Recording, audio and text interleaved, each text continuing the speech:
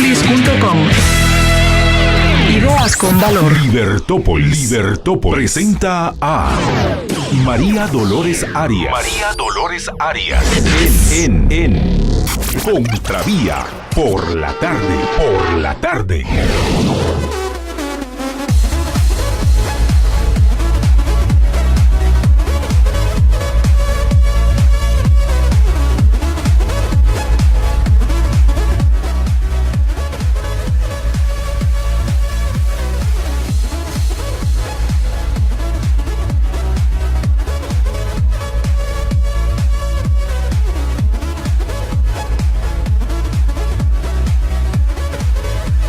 Buenas tardes, es un gusto estar con todos ustedes. Les habla María Dolores Arias y qué gusto poder compartir con ustedes esta nueva semana que arrancamos ya el 9 de abril y poco a poco se va yendo este año y el tráfico desquiciado en toda la ciudad, en buena parte de la ciudad, así que por favor vaya con precaución, vaya con calma. Un consejo, respire profundo, eso es, vea qué tan tenso va con el volante. Trate de relajar un poco las manos. Obviamente si va circulando, pues no suelte el volante, pero si está atorado en el tráfico, pues vea qué tan tenso lleva el volante. Y además, pues respire profundo. Otra cosa es también, mire, creo que vamos a hacer un programa de educación vial, porque muchas veces nos creemos muy buzos, porque nos metemos en doble fila, porque no respetamos las colas, porque le aventamos el carro a los demás, porque no tenemos cortesía, en fin, nos creemos muy buzos y lo que hacemos es hacer más complicado el tráfico, porque nos quedamos en las intersecciones y creemos que la cruz que hay en medio de las intersecciones cuando están los semáforos es para dejar el carro ahí exactamente en donde se forma la cruz, y en fin, por esa falta de respeto a las normas, no algunas, a las normas de tránsito, por esa falta de cortesía, pues hacemos más complicado el tránsito que de por sí ya está en la ciudad. Así que respire profundo, usted no puede cambiar a esos que pues nacieron para sentirse muy poderosos y que después se quejan del gobierno que tienen, diría yo, pero bueno, y que pues creen que con solo prender las intermitentes se pueden parar en cualquier esquina o cualquier lado. Así que respire profundo, usted no puede hacer nada con eso, pero sí puede hacer usted algo alrededor de lo que está pasando. Primero, cómo reaccionar ante el tráfico. Segundo, no ser uno de esas personas. Y tercero, pues, si usted me lo permite, pues acompañarlo durante esta hora en Contravía PM y en la siguiente en Más Negocios. Así que en esta primera hora de Contravía PM, pues le voy a dar algunas de las noticias principales, que han estado circulando durante este día. Vamos a hablar acerca del financiamiento electoral ilícito y esta reforma al Código Penal, en el cual, pues, esta comisión extraordinaria está haciendo esta reforma al Código. Y vamos a hablar también vamos a tener enlaces telefónicos con nuestros invitados para hablar sobre este tema. Luego, a partir de las 7 de la noche, si me permite acompañarlo, pues vamos a estar platicando acerca de vehículos autónomos. Vamos a hablar acerca de las principales noticias en el sector financiero y de negocios y después tendremos la visita de nuestros invitados con quienes vamos a platicar acerca de vehículos autónomos. Y pensando en todo este lío del tráfico, ¿será que en algún momento nosotros dejaremos de conducir y los vehículos conducirán? Nos subiremos al auto y nos llevará, por ejemplo, en lugar de tener nuestro vehículo, pues vamos a alquilar vehículos estilo Uber y entonces solo me subo, le doy la dirección o en una aplicación le digo ya sabe a dónde quiero ir y él se conduce mientras yo voy pues revisando mis correos o revisando cómo va a ser, cuál va a ser ese futuro. Actualmente algunos vehículos que ya se manejan, que tienen ya cierta autonomía, pues sí hay regulaciones en Estados Unidos, en algunos estados donde hay que mantener las manos en el volante, o sea, tiene que haber un conductor aunque no esté conduciendo. ¿Qué va a pasar? ¿Van a desaparecer oficios, profesiones? ¿Va a optimizarse la forma en que se hace, por ejemplo, el transporte pesado? En fin, de todo esto estaremos platicando en Más Negocios, la forma en que cambiará la forma de hacer negocios, los vehículos autónomos y hacia dónde va esa tecnología. Pareciera cosa del futuro, pareciera algo muy lejano, pero pues no, cada vez es más cerca el cambio y cada vez nos llega más rápido estos cambios de lo que uno se imagina. Y pues, como les decía, caos vial en la capital, zonas 10, 9, 13, 14 y 15, también la 16, hay bastante tráfico. En unas situaciones fue porque había un vehículo averiado en el trébol de Vistahermosa, esto en la zona 15.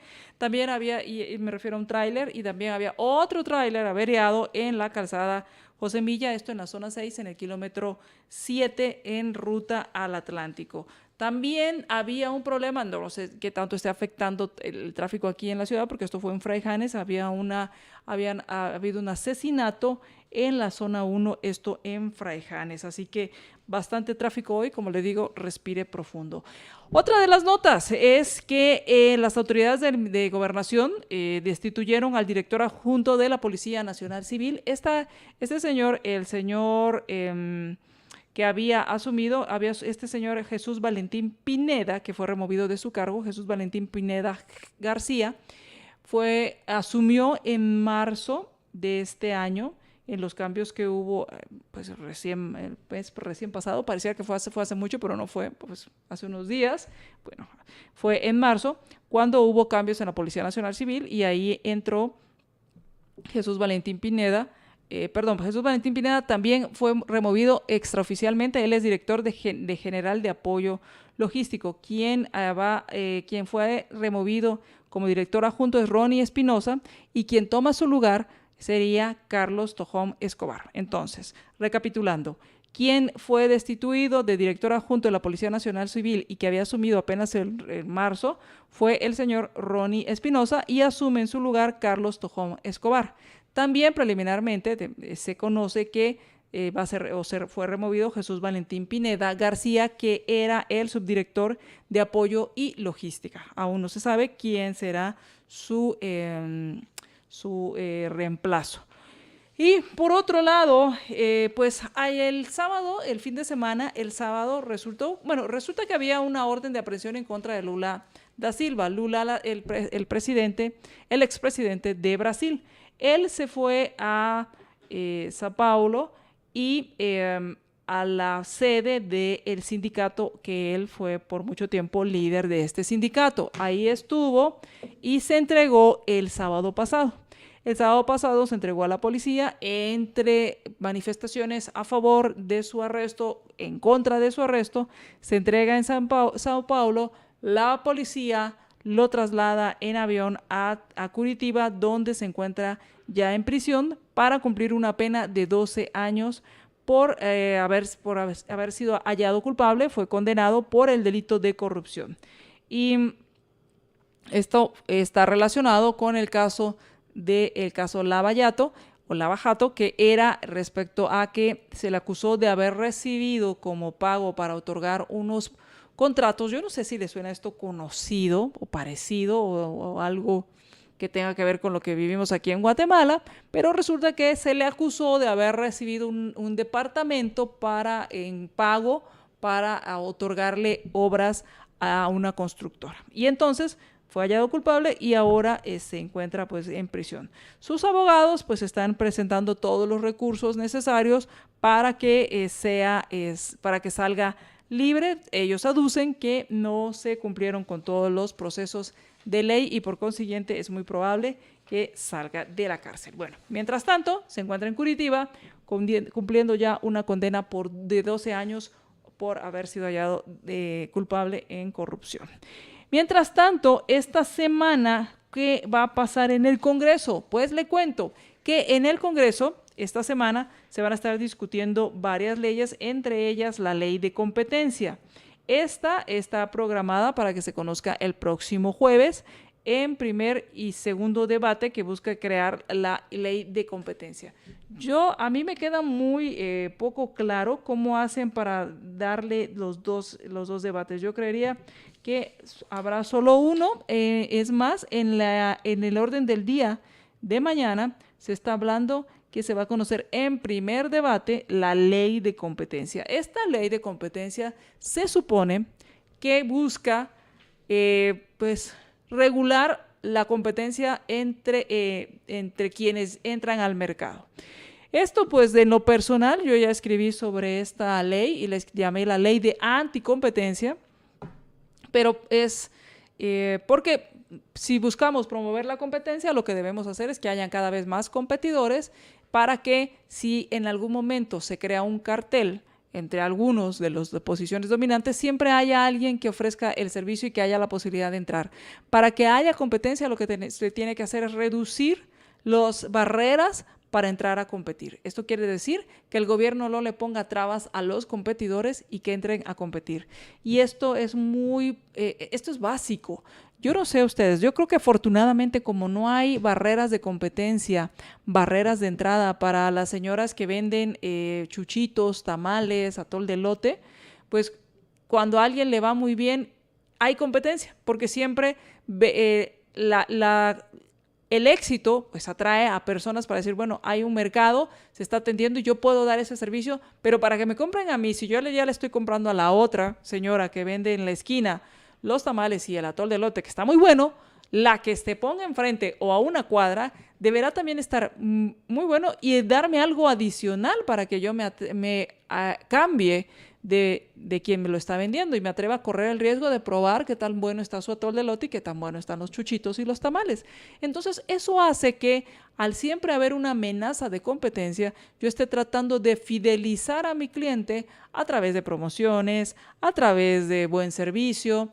E incluso yo recuerdo que en algún momento aquí llegó un calendario, almanaque, un calendario de un lugar que se llamaba Panes el Árbol.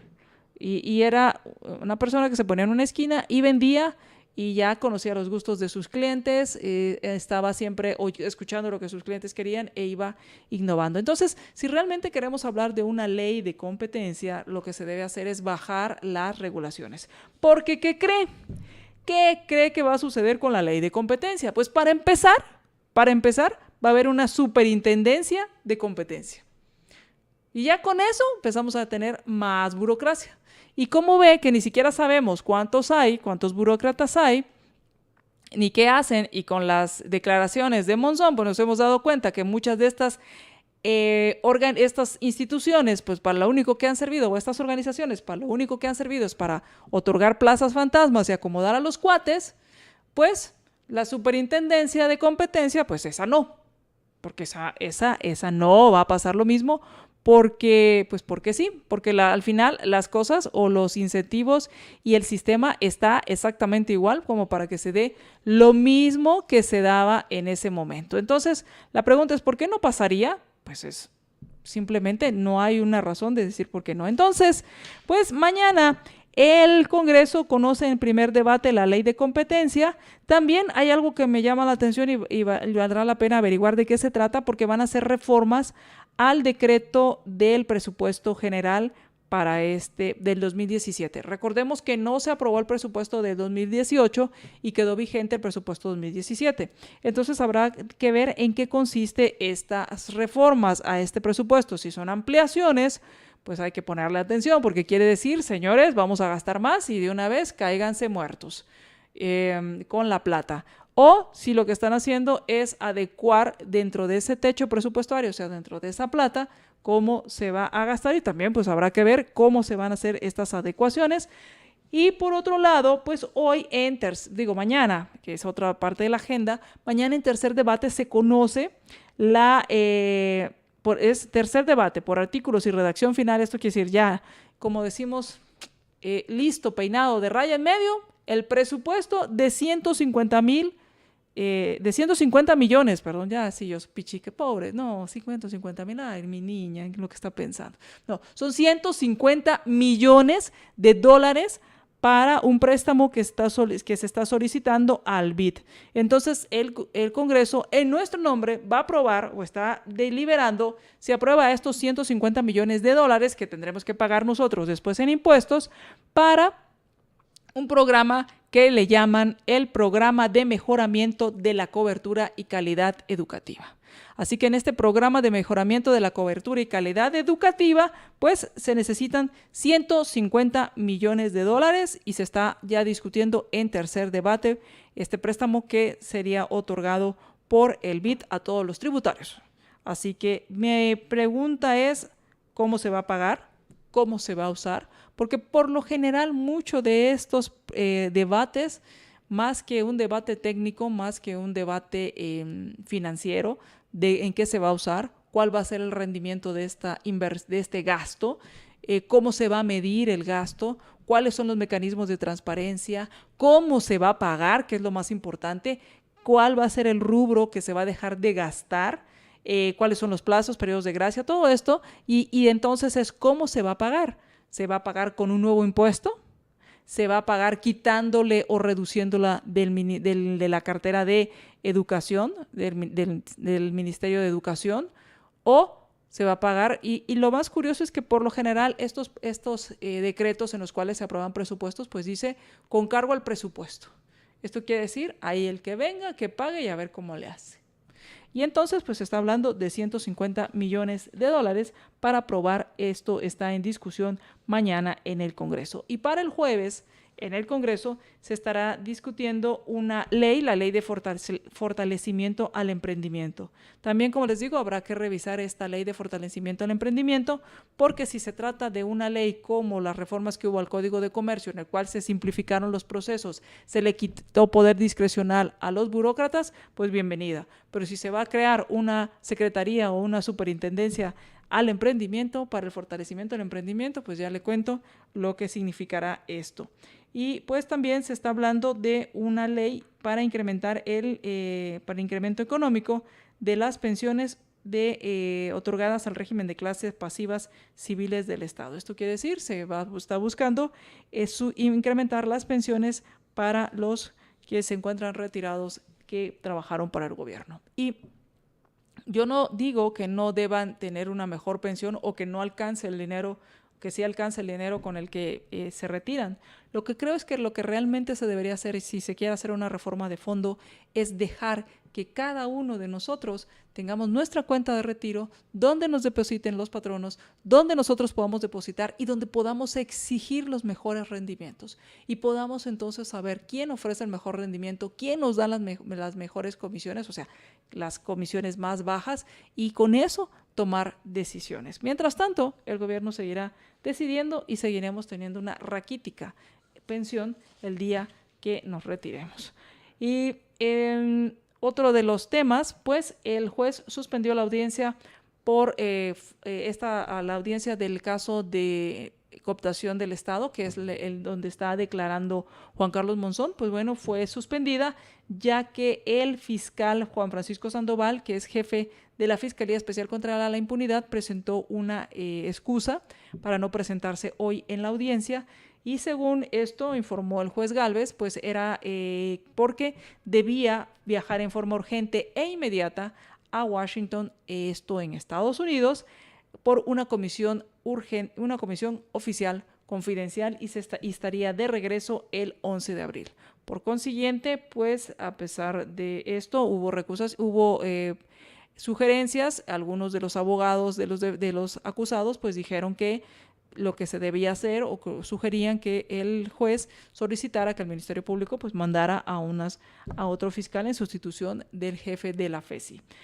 Por otro lado, pues lo que hizo el Gálvez fue que planteó la sesión para el próximo jueves, así que el jueves continúa Juan Carlos Monzón en su declaración. Y por último, el presidente oficializó algo que ya sabíamos, o que ya se sabía, o que se cumplió a partir del 31 de marzo, que fue el retiro del ejército de las calles, de la seguridad, de vigilancia y seguridad ciudadana. Así que ayer el presidente oficializó este retiro en la zona 18, en medio de pues algunas solicitudes por parte de la Asociación de Vecinos de la Colonia El Paraíso 2, que solicitaban que no se retirara el destacamento militar que estaba ubicado en esta área. El presidente lo que informó es que los efectivos del ejército fueron reubicados. No disminuye el tamaño del ejército, sino que son reubicados en otros lugares donde no hay presencia del Estado. También se habla de las fronteras. Y por otro lado, pues que se estaba cumpliendo con los acuerdos de paz. Y bueno, quedó pendiente la nota de la comisión postuladora, que en este momento está evaluando y tomando de la tabla de gradación los puntos que están obteniendo cada uno de los candidatos. Y pues ellos hablan, o se estableció que puntaje mínimo para ser tomado en cuenta en esta lista de 6 personas, deberían ser 60. Imagínate, de 60 que elija el presidente, no. De 6 personas deben tener por lo menos 60 para pasar a esta lista, para poder ser elegibles de esta lista de 6. Esta lista de 6 se le entregaría al presidente y el presidente pues elegiría de esta lista quién será el próximo fiscal del Ministerio Público. Vamos a ir al corte y cuando regresemos vamos a platicar acerca de las reformas al Código Penal en cuanto al artículo y al numeral, no es numeral, y al inciso que habla acerca del financiamiento electoral ilícito. Regresamos. Estás escuchando Libertópolis.com. Ideas con valor. Samboricé mi oficina con los nuevos pisos de Samboro y el rendimiento de mis colaboradores aumentó. Ahora se respira un ambiente más agradable. Samborizar es imprimirle tu estilo y elegancia al lugar de trabajo. Samborízalo con Para cuando necesitas hacer tus pagos en el último momento y todo está cerrado, ¡internetea! O compartir con los tuyos las fotos de tu sobrina favorita. ¡Internetea! En toda Guate, internetea a otro nivel contigo y comparte tus mejores momentos favoritos súper rápido con Internet Móvil 4G LTE. Tigo. Como colaboradores de Minera San Rafael, hemos venido delante de los magistrados de la Corte de Constitucionalidad a hacerles el llamado de que hagan una pronta resolución a lo que es el caso Minera San Rafael. De esto nosotros dependemos para darle un buen futuro a nuestras familias. Nuestros hijos nos exigen educación, nuestros hijos nos exigen cada día un mejor futuro. Señores magistrados, ¿qué le responden a Henry Ruiz y a sus 3 hijos? Magistrados, resuelvan ya. Hacemos. Siente el crunch en cada mordida con la nueva receta extra crujiente de Pollo Campero. Inclúyela en tus menús y combos. Llama ya al 1777. Sabor Campero. Síguenos en Twitter. Y entérate de nuestras más recientes noticias. Sigue Libertópolis a través de Twitter. Y deja tus comentarios. @Libertópolis.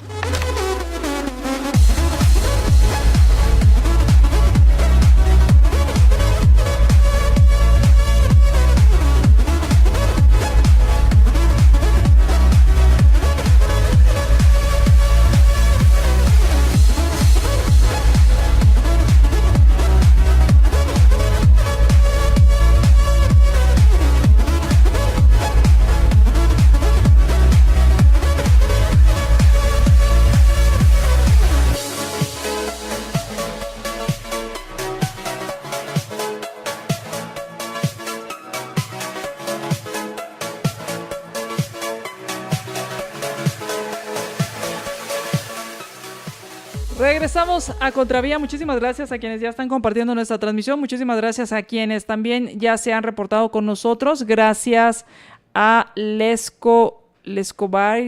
Disculpa si no lo leo bien, Lescobarye. Dice, no es cierto, una parte irá para Covial, no dicen cómo será distribuido.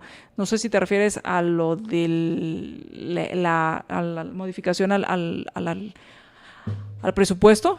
Pues sí, la verdad es que no desconozco cuáles son esas modificaciones porque van a ser las modificaciones al presupuesto y de qué se trata. Muchas gracias a José Ángel Andrade, también a Marta Villavicencio, muchísimas gracias. Comunicación Estratégica también, saludos, muchísimas gracias a quienes ya también están compartiendo nuestra transmisión. Compartan nuestra transmisión, es importante que cada vez más discutamos estos temas y hablemos de estos temas y que no nos quieran dar a tol con el dedo, que no nos hablen de ese lenguaje autoritario al que yo llamo así, porque nos tratan de vender el oro y el morro, como dicen, y en ese sentido, pues muchas veces sin darnos cuenta nos tragamos ese lenguaje autoritario.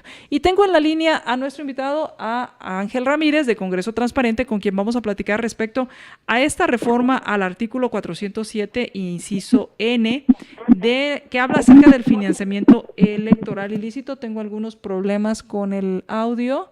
Si me estás escuchando, Ángel, si puedes apagar lo que tengas de retorno, porque se está mezclando.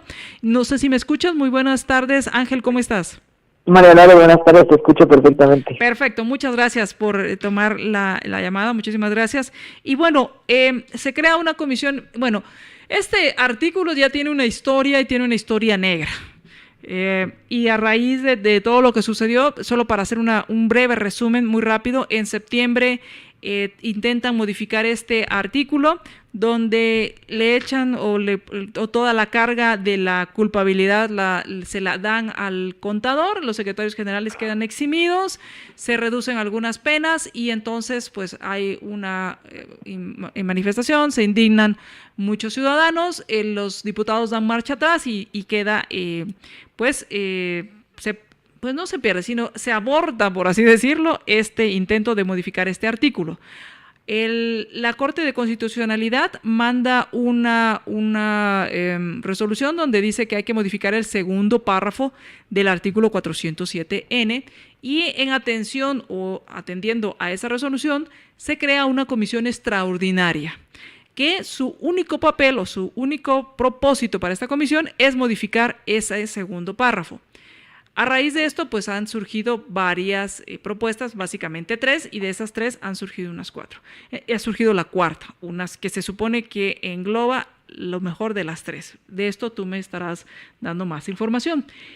Entonces, ¿cuál ha sido el actuar de esta comisión extraordinaria? ¿Cuáles han sido las propuestas? ¿Cuál es la que está saliendo? ¿Cuál es tu lectura de todo esto? Bueno, pues como bien mencionas, hay que considerar algunos aspectos, empezando, digamos, desde el hecho de cuáles son los antecedentes de estas reformas al financiamiento electoral ilícito, como bien mencionabas, las famosas reformas al Código Penal del 13 de septiembre del año pasado, en donde claramente pues los diputados en un procedimiento legislativo totalmente opaco, totalmente inesperado y totalmente evidenciando las prácticas parlamentarias que realmente es la que nos estamos buscando cambiar desde la sociedad civil y la ciudadanía, tratan de colocar el financiamiento electoral ilícito como una cuestión exclusiva de los contadores de los partidos y también modificando también el delito para las entidades o personas jurídicas o individuales que den aportes a los partidos políticos, ¿no? Ese es el contexto del antecedente. Y la Corte de Constitucionalidad pues obliga al Congreso o le hace un llamado al Congreso a tener que reformar o regular este delito, porque realmente no había una regulación clara en la ley actual. Entonces la Corte de Constitucionalidad pues le mandata al Congreso hacer estas modificaciones. Para lo cual la ley orgánica establece el procedimiento, ¿no? Claramente, que es establecer una comisión extraordinaria específica, y en esta comisión extraordinaria específica se dieron una serie de audiencias públicas, se reunieron con muchas organizaciones de sociedad civil, con diferentes sectores de la academia, incluso con cooperación internacional, para poder tener mejores y mayores insumos, si así lo podemos llamar, para poder dar una propuesta final. La propuesta final que esta comisión está entregando, y lo pueden ustedes encontrar en nuestras redes sociales de @congresot, está una infografía sobre cuáles son las propuestas específicas que deja esta comisión. Para la primera parte, que es para las personas, que es a lo interno de los partidos políticos, es decir, las personas que son responsables del manejo del dinero a lo interno del Congreso, de los partidos políticos, y que sean responsables de que no se registre contablemente. Y aquí hay una primera diferencia: no hablan específicamente de los contadores como si lo hicieron en la reforma del 13 de septiembre, pero hablan de las personas que sepan de aportaciones de dinero a partidos o a sus candidatos y que estas no se registren contablemente, ¿no? Entonces no establece claramente a una persona en específico, como lo mencionaba el 13 de septiembre, pero tampoco hablan del secretario general como el representante legal del partido político, como una entidad pública, ¿no? Estas personas que, como bien mencionaba, no tienen específicamente a quién sea y que no se registre contablemente el dinero, podrán tener una pena de prisión de 2 a 5 años, multa de 20,000 a 50,000 quetzales, y no podrán optar o ejercer a cargos públicos hasta por 5 años. Con esta pena lo que nos está mostrando es que incluso pueden ser candidatos que sean los que no informen a los partidos políticos, quienes podrían podrían ser acusados del financiamiento electoral ilícito. Por otra parte, están a lo externo los partidos políticos, que son personas individuales o jurídicas, en este caso empresas, fundaciones, asociaciones, etcétera, etcétera, que aporten de dinero o de otro tipo de contribución. Recordemos que aquí pasa mucho que se dan aportes en material para mítines, helicópteros para transporte de los candidatos, que muchas veces no se registra como financiamiento electoral y que son específicamente para el uso de campaña, y que generalmente los candidatos o el mismo partido político no rinde cuentas al Tribunal Supremo Electoral sobre este tipo de aportaciones. Entonces, cuando hay personas individuales jurídicas que dan aportes para campaña y que ellos mismos no avisan al TSE o al mismo partido, sino que se lo dan individualmente a los candidatos, esto sucede muchísimo con los alcaldes y con los diputados distritales, por ejemplo, también podrían ser acusados de financiamiento electoral ilícito, teniendo una pena de 1 a 3 años de prisión, multa de 10,000 a 25,000 quetzales, y no podrán ser contratistas del Estado hasta por 5 años.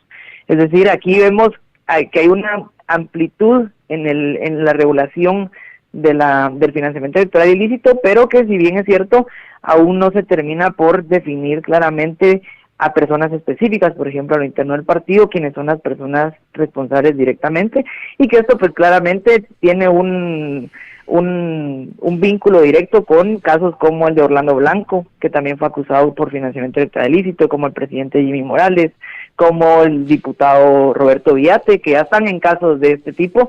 Hay diputados que también fueron mencionados en las investigaciones del antejuicio del presidente Morales, como Adín Maldonado y Javier Hernández, que aquí en este caso pues podrían diluir esa responsabilidad y atribuirla a otras personas, cuando aún fueron ellos quienes estuvieron recibiendo aportes, probablemente, que no fueron registrados ante el tribunal. Ahora, en la propuesta, o al menos en el artículo 400N, el original, habla acerca de este financiamiento electoral ilícito, y también habla de la forma anónima. Y me refiero solo al párrafo segundo, que supongo que este es el que se ha estado hablando de que hay que modificarlo. Un punto que he escuchado en muchos lugares y que he escuchado a varias personas hablar es que se debe definir que el financiamiento electoral se debe distinguir entre el que es anónimo con recursos lícitos, o el financiamiento que es anónimo con recursos de origen lícito versus los que son de origen ilícito, y que entonces debería haber esta diferenciación en cuanto a cuál es aquel que se obtiene por lavado de dinero, por narcotráfico, por pues corrupción, que implica también el lavado de dinero en algunos casos, versus aquel que no se registra, pero que es porque es de forma legal que se obtuvo ese dinero en cuanto a quien lo entrega. Claro, y ese es justamente uno de las cuestiones que se discutieron, por ejemplo, en la iniciativa de ley que fue aprobada el 13 de septiembre. En ese momento, pues los diputados estaban planteando la idea de que lo importante era definir cuál era el financiamiento electoral que provenía de recursos, que provenía de orígenes lícitos, y aquellos que podían provenir de orígenes ilícitos. Sin embargo, aquí lo que está tratando de hacer, y que fue el mandato que le dio la Corte de Constitucionalidad al Congreso, es precisamente regular el delito de financiamiento electoral ilícito, porque al final de cuentas son los partidos, las entidades y las figuras de origen público que deben de hacer una rendición de cuentas permanente, principalmente en época de campaña, sobre los recursos que utilizan, porque ahí es donde se establecen límites, se establecen techos, ¿no? Entonces, ahí es justamente la idea del fondo, de regular este financiamiento electoral ilícito, más allá de decir el anónimo, porque el anónimo también se tiene que rendir cuentas, aunque no se pueda definir cuál es el origen exacto, pero sí se contabiliza como parte de las finanzas utilizadas por los partidos políticos para campaña. Entonces ahí es donde justamente el fondo final del asunto es tratar de obligar y de dejar claramente a los partidos políticos que puedan incurrir en algún delito si este financiamiento no se declara de forma adecuada, y como estos partidos políticos, y por una parte los partidos y por otra parte las personas que dan aportaciones, tengan una responsabilidad específica sobre los fondos que se van a utilizar para estos procesos electorales, ¿no? Entonces creo que más va hacia ese fondo de la regulación, explicar claramente el origen, porque cuando se habla del origen ya se puede hablar de otro tipo de delitos como lavado de dinero, por ejemplo, que ya entran en la ley anticorrupción aprobada en 2012 y que ya entra en otro marco normativo que podría ser mucho más complejo de regular, ¿no? Ahora, una pregunta, tengo dos preguntas. Una es respecto a, al final debemos o se debería legislar sin importar lo casuístico. Esto a lo que me refiero es legislar pensando en las generalidades, de tal forma que no se piense en, bueno, con esta ley la voy a hacer o este artículo lo voy a hacer para fregar a alguien o para beneficiar a alguien.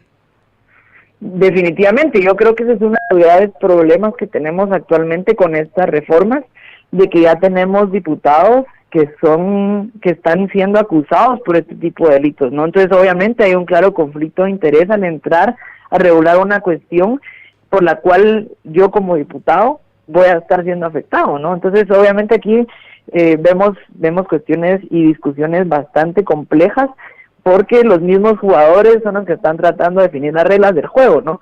Entonces creo que sí es importante mantener la vista y la auditoría social sobre este tipo de procesos.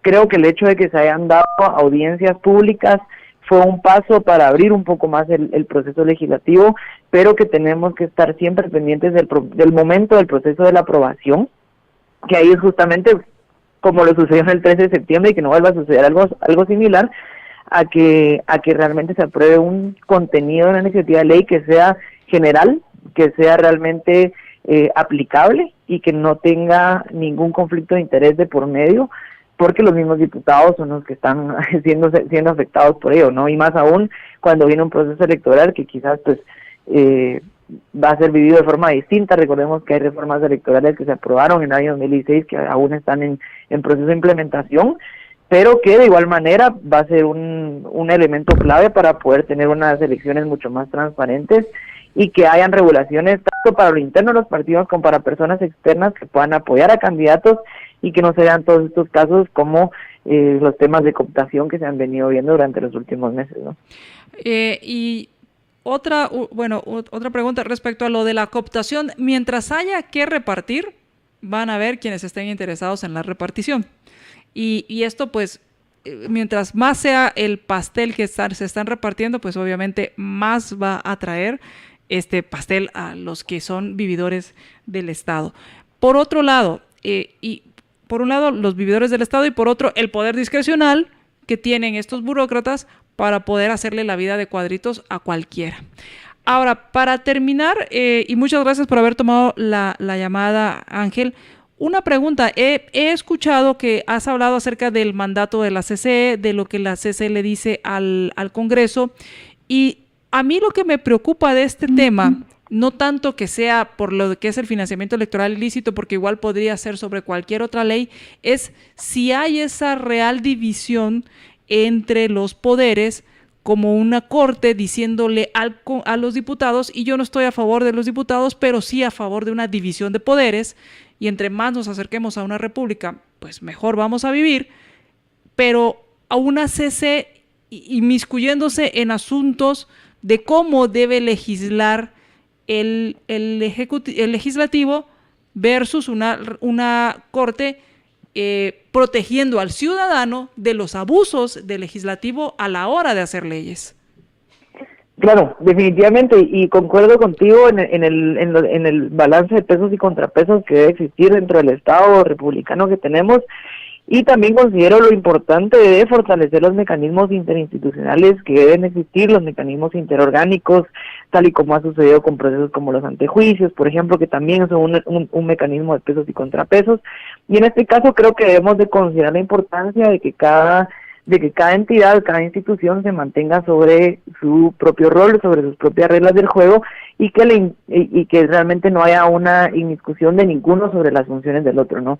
Yo creo que en este caso la Corte de Constitucionalidad recomendó al Congreso hacer una regulación que ya se ha venido discutiendo por varias ocasiones, que fue un tema que afectó bastante el tema de la gobernabilidad en el país durante esos 2-3 días entre el 13 y el 15 de septiembre del año pasado, y que considero que al final de cuentas la Corte de Constitucionalidad lo que está haciendo es obligando al Congreso, sí, es cierto, obligando al Congreso a legislar sobre un tema, pero no se inmiscuyen tampoco en su labor de definir claramente el marco normativo que deberá de aprobar, más que el tema específico que había causado algún tipo de problemática, ¿no? Entonces creo que tenemos que mantener siempre la visión sobre lo importante de fortalecer esos mecanismos interorgánicos para favorecer esos pesos y contrapesos que deben de existir y definir claramente cuáles son los roles de cada una de las instituciones para que no se dé ningún caso en el cual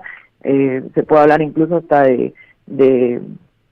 de poder sustituir la labor de uno y del otro, ¿no? Entonces creo que eso es muy relevante que lo tengamos siempre claro, de que los mecanismos interorgánicos son clave para favorecer ese balance de pesos y contrapesos que existir en un Estado.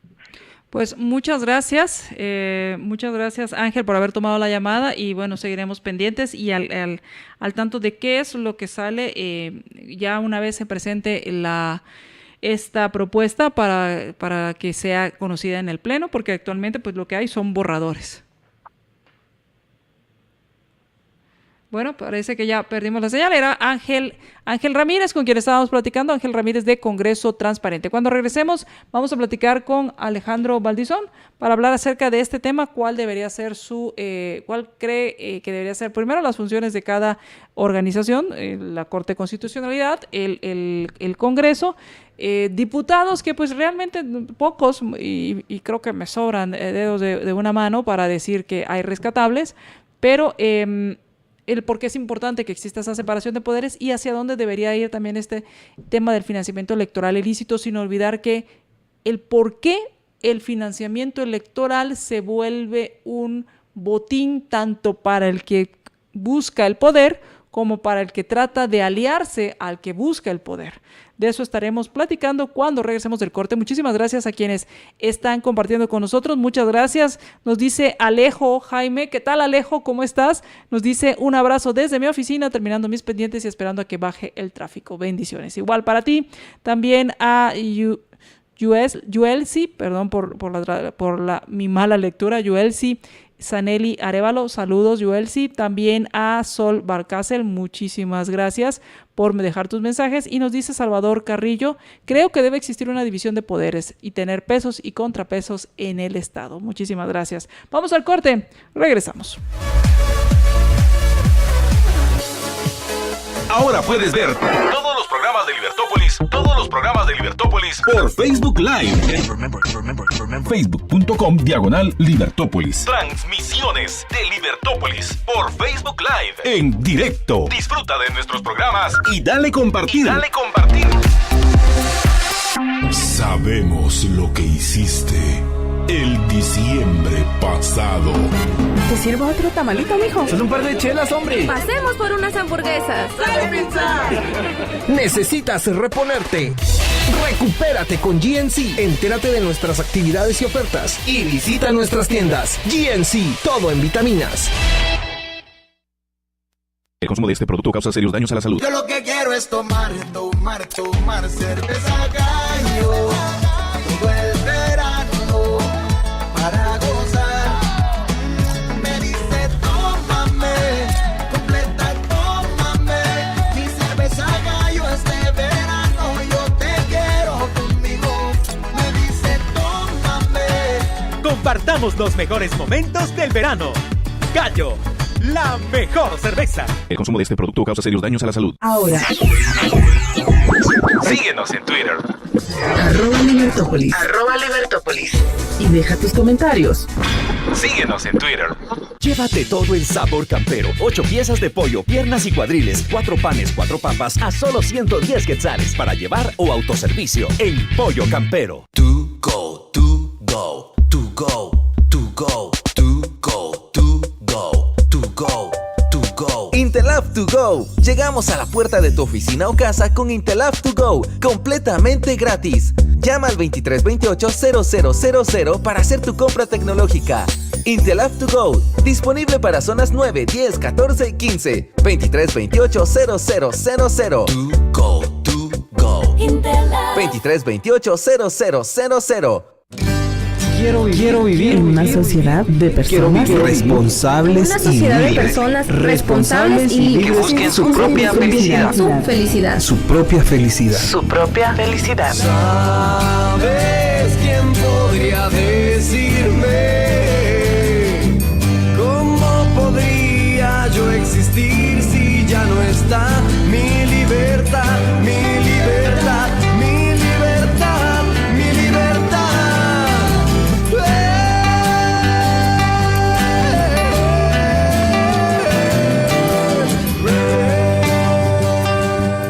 Libertópolis.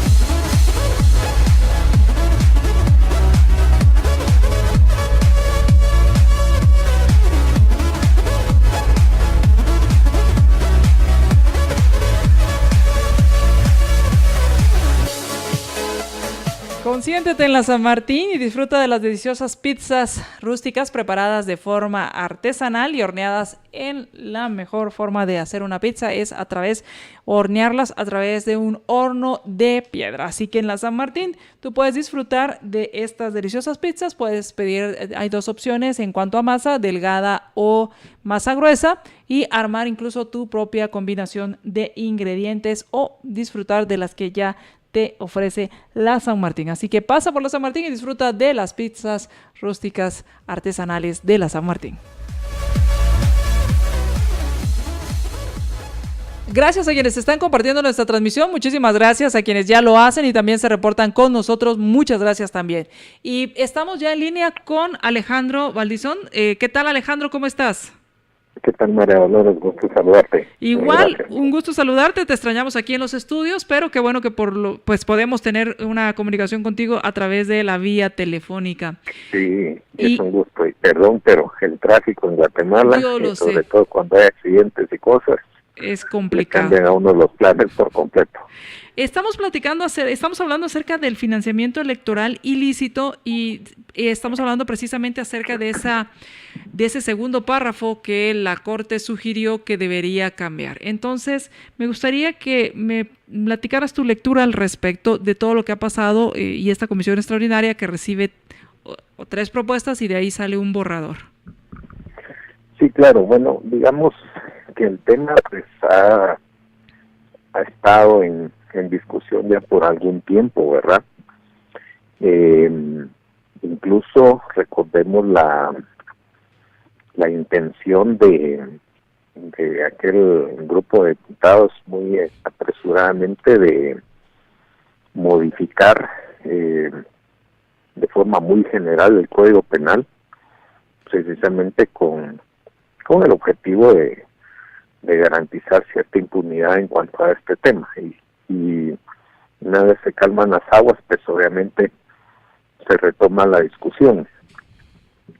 Digamos que aquí hay cuestiones que tendrían cierta lógica si se hacen correctamente, y cuestiones donde hay que tener mucho cuidado de que no se esté buscando evadir responsabilidades y restarle, digamos, o eliminar la responsabilidad penal para ciertos casos, digamos, de financiamiento electoral.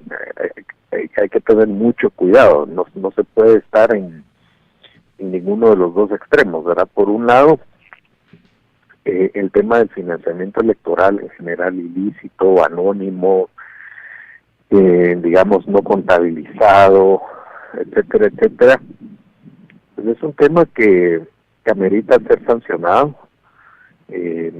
Yo sí soy de la opinión de que cuando uno habla de temas penales, pues tiene que haber, digamos, otras circunstancias, ya particularmente un dolo, tiene que haber una intención de digamos, maliciosa, de burlar la ley. No solo es un tema que tiene que ser, digamos, una falta administrativa, sino que se haga con un ánimo doloso, ¿verdad? Eso es lo que al final en teoría del delito caracteriza los delitos. No es lo mismo, digamos, un asiento contable mal hecho o un asiento contable dejado de hacer, o digamos alguna cuestión que implique un error o cierta negligencia, a digamos el ánimo de no declarar o de esconder contribuciones a campañas de partidos políticos o digamos no utilizar los canales apropiados para no necesariamente incluso financiar campañas, sino simplemente comprar voluntades de políticos, ¿verdad? Algo que hemos visto que ha salido a la luz, ¿verdad? Que Claro. Básicamente regalos, ese tipo de cosas que deberían canalizarse efectivamente con toda transparencia y manejarse como contribuciones a campañas y conocerse, ¿verdad? Al final la transparencia es lo importante. Entonces, digamos, esos son temas que en otros lugares, en Estados Unidos, por ejemplo, hay mucha claridad, hay mucha transparencia. Se tiene que manejar con mucha claridad quiénes son los donantes, cuánto donan, qué dan, cuando son donaciones en especie o monetarias, ¿verdad? Incluso hay personas individuales o empresas, hay límites en cuanto a lo que pueden donar, y siempre se conoce, digamos, la procedencia de los fondos, la gente lo tiene que declarar, es decir, y aún así con los controles que se manejan allá, pues siempre se logran burlar en cierta medida los mismos.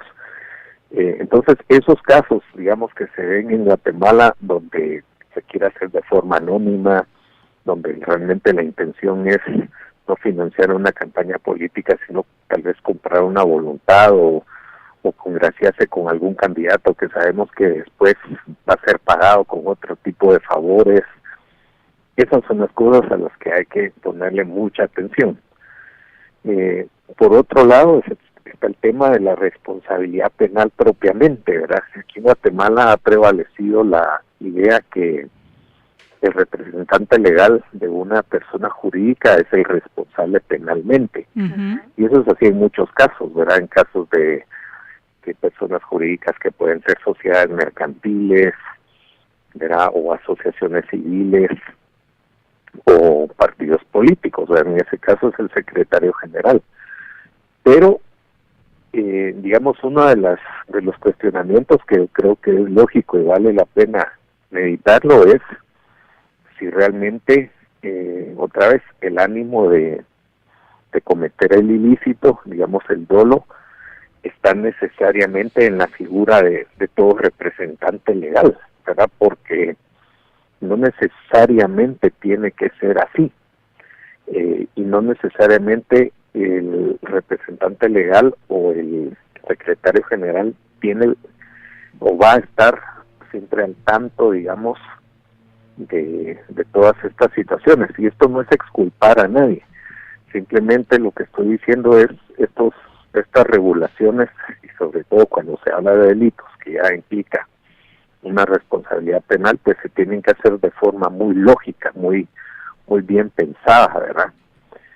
Podrá haber tal vez algunas situaciones eximentes de la responsabilidad o podemos incluso revisar, digamos, la teoría penal imperante y pensar, digamos, en el responsable del hecho, el responsable penalmente hablando, digamos, como el sujeto quien ha cometido el ilícito, y no, digamos, penar a la persona por el hecho de que sea una persona jurídica, digamos, la que encuadra en la comisión de estas acciones tipificadas como delitos, y solo ir por el representante legal porque resulta que es el que está inscrito como tal, aunque no necesariamente sea quien haya tenido, digamos, el dolo, la malicia o la responsabilidad.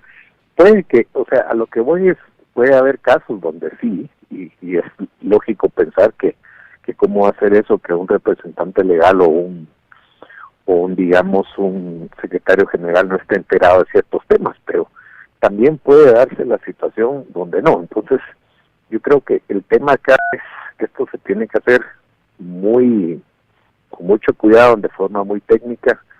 La población debemos estar muy atentos a estos temas que se están discutiendo en el Congreso y obviamente velar también porque no sea simplemente una forma de garantizar impunidad como ya lo quisieron hacer, ¿verdad? Es decir, no podemos dejar de pensar en que esto sea una maniobra para garantizar impunidad y librar, digamos, a mucha gente que hoy puede ser sujeto de este tipo de acusaciones o de investigaciones de su responsabilidad. Recordemos que la ley en materia penal, cuando beneficia a los procesados, sí es retroactiva. Si se llegara a dar un cambio de esto, claro, en este sentido, toda la gente que podría verse beneficiada, digamos, de hechos que ya se cometieron, ¿verdad? Entonces ahí hay que tener mucho cuidado. Y entonces el punto aquí sería establecer realmente, establecer la responsabilidad, porque por otro lado, si se establece que solo cometen, porque el punto aquí es que no salga una modificación a este párrafo del artículo 407, inciso N, en el cual se establezca quién es el que comete el delito. O sea, solo es como decir, solo los contadores o solo los secretarios generales pueden cometer el delito de financiamiento electoral ilícito. Claro, así es. Es decir, yo creo que hay que precisar, digamos, uno de los principios básicos del derecho penal es, digamos, que tiene que haber una relación causal plenamente demostrada, y en base a esa relación causal es que se establece la responsabilidad penal, ¿verdad? Por eso se habla de delitos dolosos, por ejemplo, o de delitos culposos. Digamos, hay personas que no tienen la intención, pero por cuestiones de índole culposo, por ejemplo, un accidente de tránsito, por imprudencia pueden ocasionar lesiones o la muerte de alguien, pero siempre hay una relación causal, o sea, siempre hay un conductor que fue negligente y digamos que se dio por ir a exceso de velocidad o por imprudente, alguna cosa por el estilo, pero siempre hay una relación causal al momento de determinar la responsabilidad penal. Eso es algo que no se puede obviar. Es decir, tal persona es responsable solo porque sí, ¿verdad? Es un poco difícil, ¿verdad? O como tú decías, vamos a penar solo a estas personas. Bueno, ¿qué tal si los responsables son otros, verdad? O habrá que incluir otros responsables. Y entonces tendríamos una lista de nunca acabar. Exacto. Y o cambiaríamos, digamos, los puestos. Sí, claro. Si se define, digamos, de una forma técnica, si se quiere, un tanto más genérica, digamos, donde se especifiquen las condiciones para establecer bajo qué supuestos una persona será responsable de la comisión del delito. No importa si es un secretario, un contador o un secretario departamental, un candidato a alcalde, ¿verdad? Es decir, que tanto, digamos, a esos niveles las personas reciben, digamos, dádivas o compras de voluntades que no se canalizan nunca oficialmente como donaciones o contribuciones a los partidos, a las campañas, ¿verdad? Entonces sí es un tema bastante, pues, que hay que pensarlo muy bien, ¿verdad? Y que no se convierta simplemente, como te decía, en un mecanismo de impunidad o en borrar, digamos, toda la responsabilidad de gente que sabemos, pues, que recibió cualquier cantidad de beneficios a cambio de favores una vez llegan al gobierno, ¿verdad? Y que hasta hoy, pues, en algunos casos empezamos a ver que están siendo procesados. Al final del día, cuando se hicieron estas modificaciones, pues, se hicieron de forma un poco apresurada, como se hicieron las primeras reformas a la ley electoral. Los diputados querían un poco lavarse la cara ante la población. Hicieron las reformas, tanto al Código Penal como a la ley electoral, muy mal hechas, ¿verdad? Lo hicieron por aparentar querer quedar bien, ¿verdad? Y hoy pues se están viendo en aprietos, y por eso es que en cierta forma están tratando de enmendarse ellos mismos la plana de algunos errores que ya cometieron, pero eso no puede servir para que se garanticen su impunidad y su responsabilidad de hechos que sí abiertamente son delictivos, ¿verdad? O sea, es que no se puede olvidar el hecho de que sí hay compra de voluntades, de que sí hubo financiamiento electoral, entre comillas, en aras de obtener favores del gobierno. Pues eso es, al final del día, es lo que siempre decimos, ¿no? En la medida que el gobierno pueda ejercer poder discrecional y determinar, digamos, cómo interferir en ciertas actividades económicas o lo que fuere, va a haber alguien que quiere comprar a voluntad del político para beneficio propio, ¿verdad? Esa es la sociedad mercantilista, rentista, que tanto criticamos nosotros, ¿no? Así es, pues muchas gracias, Alejandro, por habernos ayudado a ir entendiendo este caso que por demás complejo y poner atención en qué estaban decidiendo y cuál va a ser esa propuesta que va a llegar al Pleno para esa discusión. Así es, y va a haber que estar muy vigilantes de qué es lo que llega, precisamente para, en todo caso, pues hacer la presión y dar las opiniones ya una vez, pues, o en la medida que vayan avanzando esas discusiones, ¿no? Pues muchísimas gracias, un gran abrazo. A ti muchas gracias, igualmente. Buenas noches, era Alejandro Valdizón con quien estuvimos platicando acerca de estas reformas que se están haciendo al Código Penal en el artículo 407, inciso N, respecto al financiamiento electoral ilícito. Muchas gracias por habernos acompañado, les mando un gran abrazo, respire, si va a estar en el tránsito, respire y permítame que lo acompañe e imaginemos un poco cómo sería el mundo o cómo será nuestro mundo con los vehículos autónomos. ¿Cuál es ese futuro? ¿Cómo cambiarán los negocios? ¿Cómo cambiará la forma en que vivimos a raíz de todos estos experimentos que se están haciendo y todas estas investigaciones que se están haciendo con vehículos autónomos? De eso estaremos platicando en Más Negocios. Libertópolis presentó